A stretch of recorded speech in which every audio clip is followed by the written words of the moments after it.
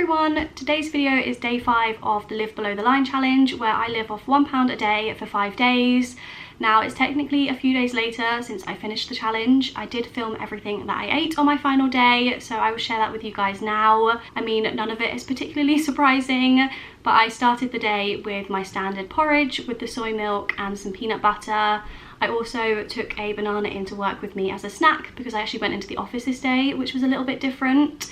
Also, while I was in the office, I did have a packet of crisps, which is technically breaking the rules, I think. Although I don't think it is breaking the rules because I didn't spend any money on the crisps.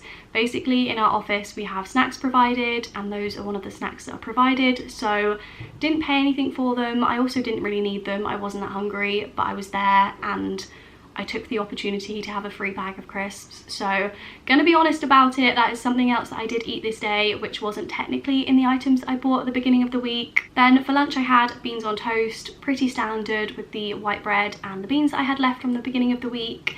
And then for dinner I had the last portion of that soup and I mixed in some spaghetti with it, which is a little bit weird. I thought I would switch it up from having like soup and bread and make it into more of like a minestrone slash stewy type meal. It was much thicker than the soup had been with the spaghetti in it, but I actually enjoyed it way more than I'd done previously having it as soup, so that was interesting. And that was kind of everything that I ate on that day, my final day of living below the line.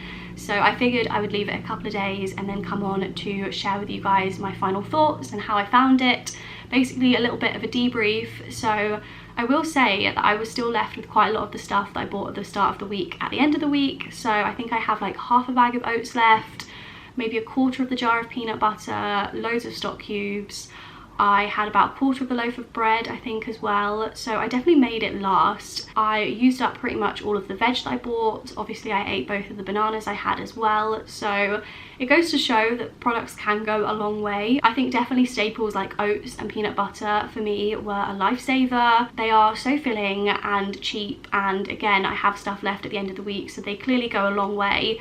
I feel like if I didn't have those things in this challenge, I would have struggled a lot more, especially because I found the oats to be so versatile in terms of making the cookies with them as well, and also making that pizza base with them. They were a godsend, really. So if any of you guys are going to try out this challenge, I would recommend getting oats, or if any of you guys are just trying to live a little bit more cheaply, oats can be your best friend because you can use them for breakfast, lunch and dinner, sweet and savoury meals, snacks, everything. I think you can just make anything with oats now, I'm convinced. So I definitely want to do some more experimenting there with those and trying to make a few more little bits and bobs with them. I think the cracker recipe that I mentioned in the pizza video would be so good. I definitely want to try that out because I think those with like a little bit of vegan cream cheese would be really good. I think in terms of my other thoughts of how I found the challenge, I don't think I found it as hard as I was expecting to. I definitely wasn't as hungry as I thought I would be, and where I've done like the nutritional value of each day for a few of the videos, I don't think I ate like an excessive amount of calories to feel as full as I did.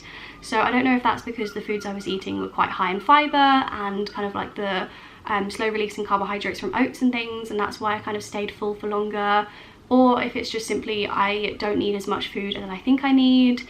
Obviously I'm working from home. Most of those days I did literally less than 100 steps, I think, so I wasn't active in the slightest, which obviously brings down the amount of calories I need each day. I think if I was to do this challenge on a normal week, if I was working in the office and having to walk to and from work, I think it would be slightly different. I would definitely have to eat more, but I don't think I would need more budget to eat more. I definitely had stuff left at the end that I could have used as snacks. I could have had more slices of toast with peanut butter, or even more of those cookies I had left at the end. So I think that's just something to bear in mind. I didn't eat a huge amount of food, I guess, throughout this week. Obviously everyone's body's different and everyone's going to need a different amount of calories to stay full. So I'm definitely a little bit surprised that I felt as full and content as I did throughout the week. I also think in terms of repetitiveness, it wasn't as bad as I was expecting as well. I mean, I think I was pretty good with the choices that I made. I don't regret really anything that I picked up. I wasn't a fan of that frozen veg, but that was just like a personal preference thing. If it was like a frozen veg that I enjoyed, say like a frozen Mediterranean veg mix or something, I think I would have really enjoyed each meal just because I like the flavour of those vegetables and I would enjoy them anyway. I think when you're having the same flavour of veg every single day in a soup or in the pasta, that did get a little bit repetitive, but again, I think I wouldn't have minded so much if it was veg that I actually enjoyed. I definitely think my least favourite meal of the week was the soup, although when I had it on that final day, it wasn't that bad, so maybe I just needed to switch up a little bit. And the pasta obviously got boring as well. That isn't my favourite pasta sauce. I would much rather make a homemade pasta sauce from scratch, which again wouldn't be that expensive but would fall slightly out of the £5 budget, which is why I didn't do it.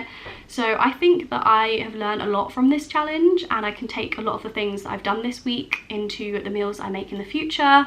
I think I can live pretty cheaply if I want to and if I need to, so if you guys are interested in some more kind of cheap meal idea videos, I can definitely do them. I have got a lot of inspo now from just kind of having an idea of how much everything costs and knowing which items are cheaper and how to make things a little bit more affordable. I will say the one thing that I missed this week was like seasonings, butter, oil, all of those bits and bobs that you just kind of take for granted that you've got in your cupboard. I do think if I were to do this sort of video again, I would maybe include those and kind of caveat it at the beginning, because I do think a lot of people have standard store cupboard ingredients that they just have in, and those few little things can make such a difference to a meal in terms of flavouring it differently and not having the same repetitive flavour for each meal. I think as well in terms of like nutritional value of the meals I had, I don't think they were too awful.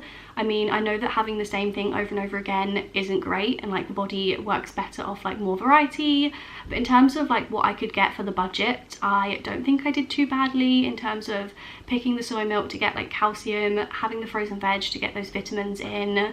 I was still taking my kind of daily vitamins anyway, so I knew I wasn't going to be deficient in anything. I mean, it was only going to be 5 days, so it wasn't going to have that much of a negative impact, but it's hard to judge how kind of the nutritional content of the meals I was having would have on how I was feeling, just because I was getting those nutritional things from the vitamins anyway, so I guess I can't really judge that. I did feel pretty normal throughout the 5 days. I had a couple of days where I felt really tired and I really wanted some coffee, so I think that would be another thing I'd say. If I was going to do this challenge again, I'd want some sort of like coffee or tea as part of either the budget or as like a store cupboard ingredient, because I think you do get used to kind of routines and times of the day that you have certain things, and I think for me having a cup of tea or a cup of coffee at a certain point during a working day is like part of my routine now, and not having that was like a little bit of a struggle. But again, the week as a whole really wasn't as bad as I was expecting it to be. I would definitely recommend you guys trying it out for yourselves if you're interested. Again, I'll leave all the resources down below if you want to enroll in the Proper Hunger Project Below the Line charity fundraiser. I think it's a really good way of raising money and raising awareness in general. I think even for me as like on a personal level, it's definitely made me way more aware of the things that I'm spending my money on, or where things can be more affordable and you can kind of cut down costs. So that has been my 5-day Live Below the Line challenge. I ate food for £5 for 5 days and I'm quite impressed with myself, but I'm also very excited for all of the other foods that I'm going to be having over the next few weeks that weren't in that challenge. I don't know if I'll be having pasta anytime soon or soup, but I'm definitely still eating porridge, so I haven't been put off that. That has been this video. I hope you guys enjoyed it and I will see you in my next one. Bye.